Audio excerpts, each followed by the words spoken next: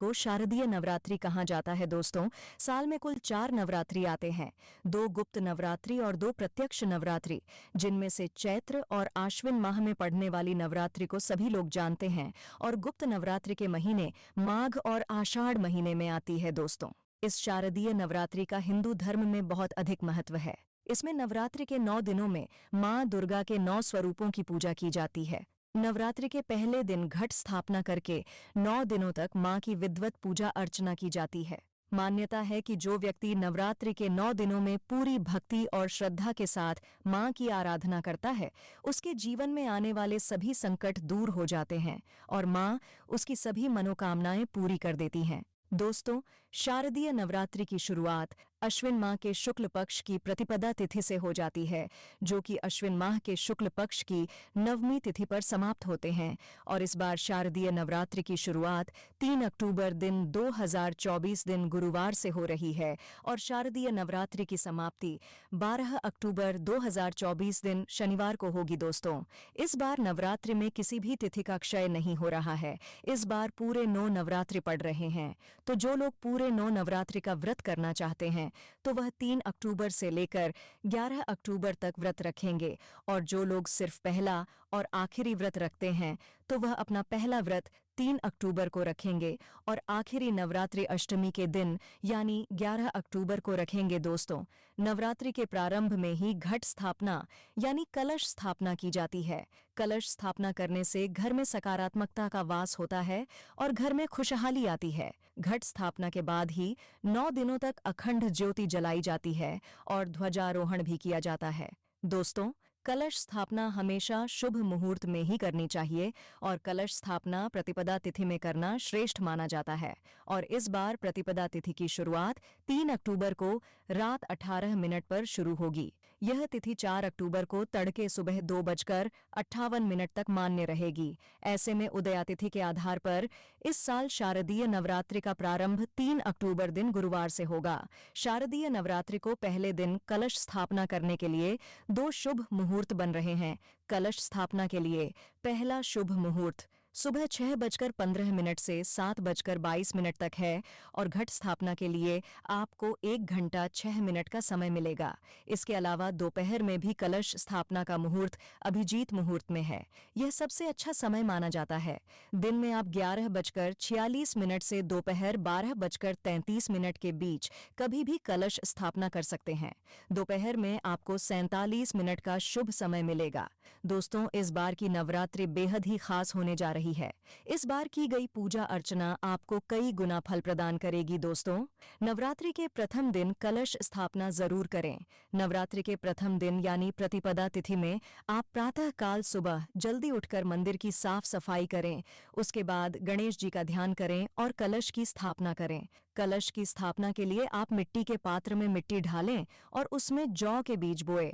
अब एक तांबे के लोटे पर रोली से स्वास्तिक बना लें और उसके मुख पर मोली बांध लें। अब इस लोटे पर पानी भर लें और कुछ बूंदे गंगा जल की मिला लें। अब इसमें आप हल्दी की गांठ, सुपारी, इत्र, अक्षत आदि ढालें और आम के 5 पत्ते लगाएं। इसके ऊपर नारियल को लाल कपड़े में लपेटकर उसे मौली से बांधकर उसे स्थापित कर दें। अब इस कलश को मिट्टी के पात्र के ठीक बीचों बीच में रख दें जिसमें आपने जौ बोए हैं। दोस्तों, कलश स्थापना के साथ ही नवरात्रि के 9 दिन के व्रत का संकल्प लिया जाता है और अगर आप अखंड ज्योति जलाना चाहते हैं तो अखंड ज्योति की भी स्थापना करें। साथ में माता की चौकी लगाए। आप एक लकड़ी की चौकी पर लाल रंग का वस्त्र बिछाकर मां की मूर्ति या फोटो स्थापित करें। मां का श्रृंगार भी करें। फिर मां दुर्गा की 9 दिनों तक विधिवत पूजा अर्चना करें। उन्हें सुबह शाम भोग लगे और मां की आरती भी 9 दिन सुबह शाम जरूर करें। फिर अष्टमी या नवमी में हवन और कन्या पूजन का आयोजन करें। इसके बाद विधिवत नवरात्रि व्रत का पारण करें। बाद में विसर्जन भी करें। दोस्तों, अब हम बात करेंगे नवरात्रि के 9 दिनों में किस दिन कौन सी देवी की पूजा की जाएगी और आपको कन्या पूजन, हवन और व्रत का पारण, विसर्जन किस दिन करना चाहिए। तो आपको बता दें कि 3 अक्टूबर 2024 दिन गुरुवार को प्रतिपदा तिथि रहेगी। इस दिन घट स्थापना के साथ मां शैलपुत्री की पूजा की जाएगी। वहीं 4 अक्टूबर 2024 दिन शुक्रवार को द्वितीय तिथि रहेगी। इस दिन मां ब्रह्मचारिणी की विधिवत पूजा अर्चना करें और 5 अक्टूबर 2024 दिन शनिवार को तृतीया तिथि रहेगी। इस दिन मां चंद्रघंटा की पूजा पूजा अर्चना की जाएगी। वहीं 6 अक्टूबर 2024 दिन रविवार को चतुर्थी तिथि रहेगी। इस दिन मां कुष्मांडा की पूजा अर्चना करें। 7 अक्टूबर 2024 दिन सोमवार को पंचमी तिथि रहेगी। इस दिन मां स्कंद माता की पूजा अर्चना करें। 8 अक्टूबर 2024 दिन मंगलवार को षष्ठी तिथि रहेगी। इस दिन मां कात्यायनी की पूजा करें। 9 अक्टूबर 2024 दिन बुधवार को महाकाल रात्रि की पूजा की जाएगी। वहीं 10 अक्टूबर 2024 दिन गुरुवार को अष्टमी तिथि रहेगी। इसी दिन दुर्गा अष्टमी का पर्व मनाया जाएगा और इस दिन मां महागौरी की पूजा की जाएगी। तो वहीं 11 अक्टूबर 2024 दिन शुक्रवार को नवमी तिथि रहेगी। इस दिन मां सिद्धिदात्री की पूजा के साथ हवन और कन्या पूजन का आयोजन भी किया जाएगा। दोस्तों, कुछ लोग अष्टमी तिथि को भी हवन और कन्या पूजन का आयोजन कर लेते हैं। वैसे नवमी तिथि में हवन और कन्या पूजन का आयोजन करना श्रेष्ठ माना जाता है। इसके बाद 12 अक्टूबर 2024 दिन शनिवार को दशमी तिथि है। इसी दिन नवरात्रि व्रत का पारण और दुर्गा विसर्जन के साथ साथ विजयदशमी का यानी दशहरे का पर्व भी मनाया जाएगा। दोस्तों, इस बार नवरात्रि में मां दुर्गा का आगमन सिंह पर नहीं बल्कि पालकी पर सवार होकर आ रही हैं। चलिए अब जानते हैं कि नवरात्रि के इन 9 दिनों में किस दिन कौन कौन से शुभ और दुर्लभ संयोग बन रहे हैं। दोस्तों, इस बार नवरात्रि में कई सर्वार्थ सिद्धि योग बन रहे हैं। 3 अक्टूबर को वेदयति योग बन रहा है। 4 अक्टूबर को विश्वकर्म योग, लक्ष्मी योग और बुद्ध आदित्य योग बन रहा है। 5 अक्टूबर को लक्ष्मी योग, बुद्ध आदित्य योग और प्रीति योग बनेगा। वहीं 6 अक्टूबर को आयुष्मान योग, सर्वार्थ सिद्धि योग और पराक्रम योग बनेगा। इसके बाद 7 अक्टूबर को सौभाग्य योग, पराक्रम योग और बुद्ध आदित्य योग बनेगा। 8 अक्टूबर को शोभन योग, रवि योग और पराक्रम योग बनेगा। 9 अक्टूबर को शुक्रमा योग, त्रिपुंस्कर योग के साथ बुद्ध आदित्य योग भी बनेगा और 10 अक्टूबर को तृतीय योग, सर्वार्थ सिद्धि योग और पराक्रम योग बनेगा। इसके बाद 11 अक्टूबर को सूर्य योग, बुद्ध आदित्य योग, पराक्रम योग के साथ इस दिन सर्वार्थ सिद्धि योग भी बनेगा। दोस्तों, 12 अक्टूबर शनिवार के दिन शारदीय नवरात्रि का समापन होगा। दोस्तों, नवरात्रि में अष्टमी और नवमी तिथि सबसे खास मानी गई है। अष्टमी को माता महागौरी और नवमी के दिन मां सिद्धिदात्री का पूजन करने के बाद इन तिथियों में कन्या पूजन और हवन आदि किए जाते हैं। वही मान्यता के अनुसार कन्या पूजन और हवन के बाद ही नवरात्रि का व्रत और पूजा पूर्ण मानी जाती है। दोस्तों, इस बार दुर्गा महाअष्टमी 10 अक्टूबर दिन गुरुवार को होगी और अष्टमी तिथि प्रारंभ होगी 10 अक्टूबर को 12:31 पर और अष्टमी तिथि का समापन होगा 11 अक्टूबर को दोपहर 12:06 पर। दोस्तों, उदया तिथि के आधार पर शारदीय नवरात्रि दुर्गा अष्टमी 10 अक्टूबर गुरुवार को होगी। दोस्तों, इस दिन व्रत रखकर माता महागौरी और कुलदेवी की पूजा की जाएगी। आइए दोस्तों, अब जान लेते हैं दुर्गा अष्टमी पूजा व कन्या पूजन के शुभ मुहूर्त के बारे में।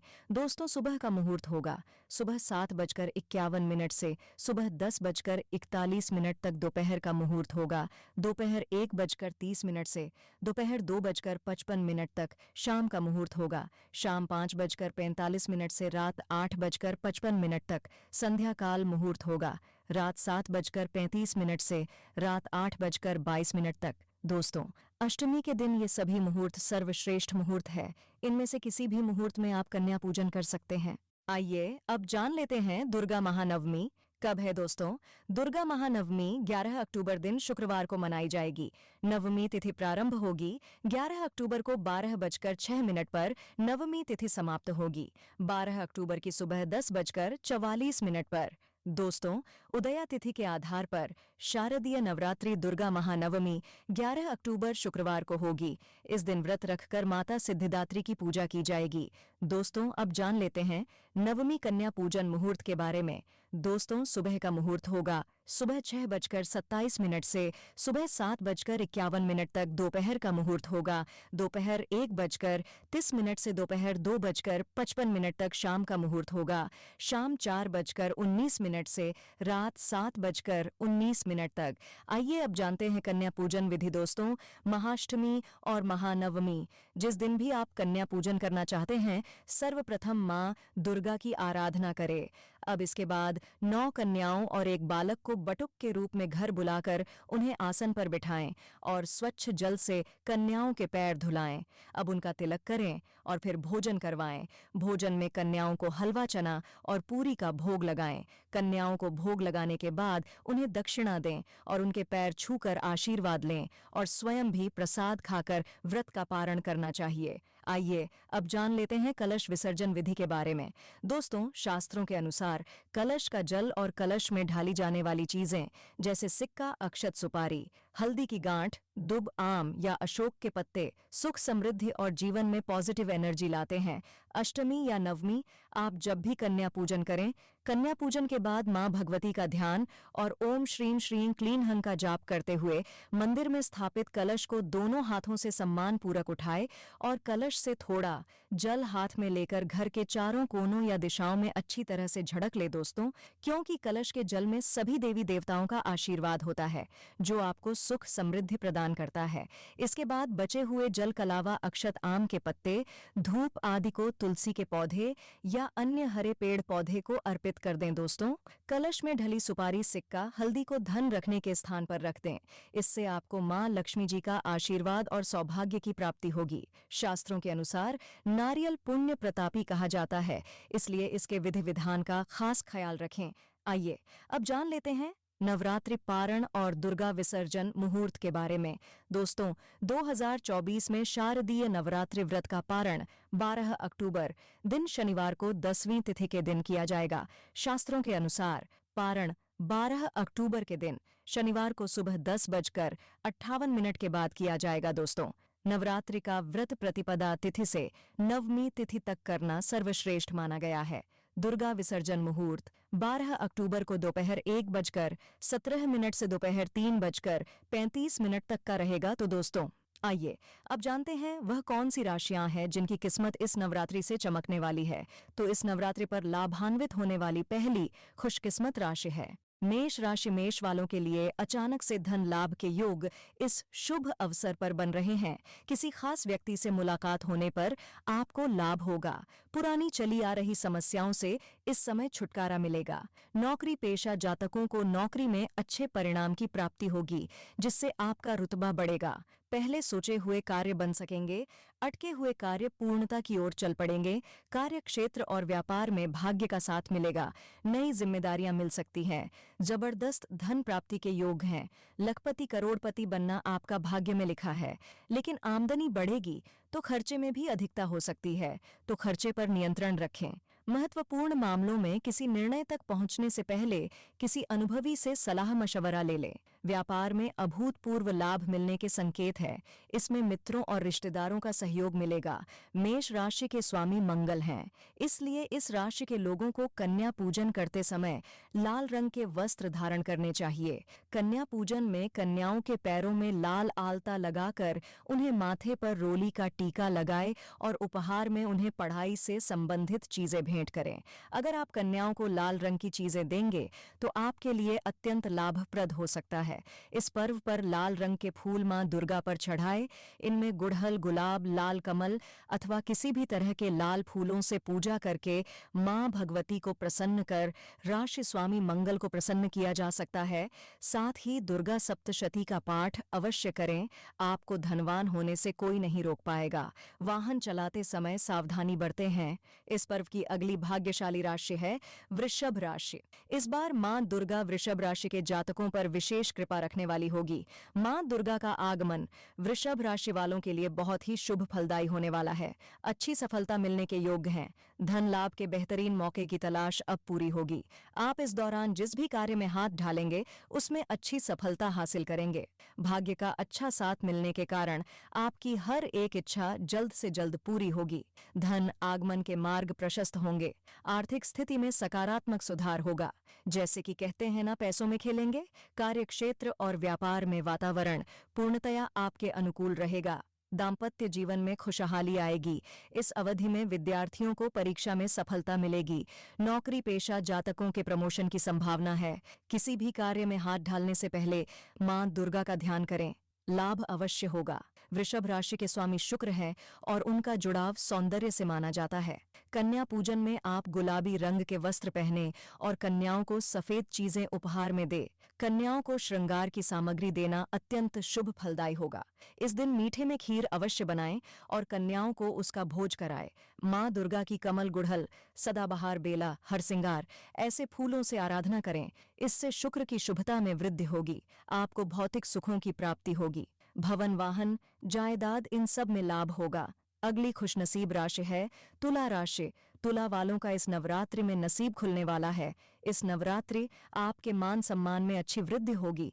इन 9 दिनों के भीतर कोई शुभ समाचार मिल सकता है जिससे आपकी खुशी का ठिकाना नहीं रहेगा। व्यापार करने वाले जातकों को कोई नया अवसर या फिर नई डील हासिल हो सकती है जिससे आपको बहुत ही अच्छा मुनाफा मिल सकता है। अतिरिक्ता की अच्छी संभावना है। व्यापार में अचानक वृद्धि संभव है। कार्य क्षेत्र में नई जिम्मेदारियां या कार्य विस्तार हो सकता है। धन आगमन ऐसे होगा जैसे कहते हैं, न आपकी झोली कम पड़ जाएगी, सब आपके आकलन के बाहर होगा, मानो धन की वर्षा होगी। लेकिन काम में, व्यापार में सोच विचार करके कार्य करें। भावुकता में आकर निर्णय न लें। परिवार का सहयोग मिलेगा। जीवन साथी का अच्छा साथ मिलेगा। एक नए रिश्ते में बंधने का मौका मिलेगा। तुला राशि का स्वामी शुक्र को माना जाता है, इसलिए कन्या पूजन में कन्याओं को सफेद चीजें जैसे खीर या कलाकंद खिलाएं और उन्हें सफेद चीजों का दान करें। कमल, गेंदा, गुड़हल, जूही, हरसिंगार, सदाबहार, केवड़ा बेला, चमेली ऐसे पुष्पों से मां भगवती की आराधना करके उनकी अनुकूलता और शुक्र की कृपा प्राप्त की जा सकती है। मौसम के बदलाव का सेहत पर असर पड़ सकता है, तो थोड़ी सावधानी बरतें। अब अगली खुशनसीब राशि है कुंभ राशि। कुंभ वालों के लिए पिछला कुछ समय भले ही परेशानियों से भरा क्यों न रहा हो, लेकिन शारदीय नवरात्रि से समय आपके अनुकूल होने लगेगा। आपकी नौकरी में आने वाली मुसीबतें दूर होगी और आपके विरोधी आपके पक्ष में आ जाएंगे। व्यापार में आया आर्थिक संकट दूर होगा, क्योंकि धन की ऐसी वर्षा होगी आपने कभी सपने में भी नहीं सोचा होगा। लखपति तो क्या करोड़पति तक बनने जैसी स्थितियां पैदा होंगी, लेकिन निवेश सोच विचार करके ही करें। निर्णय लेने में जल्दबाजी न करें। अपरिचितों से न उलझे, न ही ऐसे किसी व्यक्ति पर भरोसा करें। आपके मित्र भी परेशानियां बढ़ा सकते हैं। शनि की 7.5 चल रही है, लेकिन शनि महाराज अब शतभिषा नक्षत्र में पहुंचे हैं। वे प्रभावशाली और ताकतवर बन गए हैं। आपकी राशि के स्वामी शनि है। जीवन में जो भी दिक्कतें आ रही थीं, वह सब दूर होगी। शनि महाराज आपको शारीरिक और मानसिक दृष्टि से ताकतवर बनाएंगे, तो सारे शुभ संयोग आपके जीवन में बदलाव लेकर आएंगे। तो गेंदा, सभी प्रकार के कमल, गुड़हल, बेला, चमेली, रातरानी आदि से मां भगवती की आराधना करके उनकी कृपा और शनि दोषों से मुक्त होने की मनोकामना भी पूरी की जा सकती। कुंभ राशि के लोग अगर किसी एक कन्या को यथाशक्ति सोने की कोई छोटी मोटी वस्तु दान में देती हैं, तो यह आपके लिए अत्यंत शुभकारक होगा। या फिर आप कन्याओं को वस्त्र और पढ़ने की सामग्री उपहार में दें और कन्या पूजन के समय नीले वस्त्र पहने, तो इन 4 राशि वालों के सितारे अब बुलंदियों पर हैं। इन्हें धनवान बनने से कोई रोक नहीं सकता।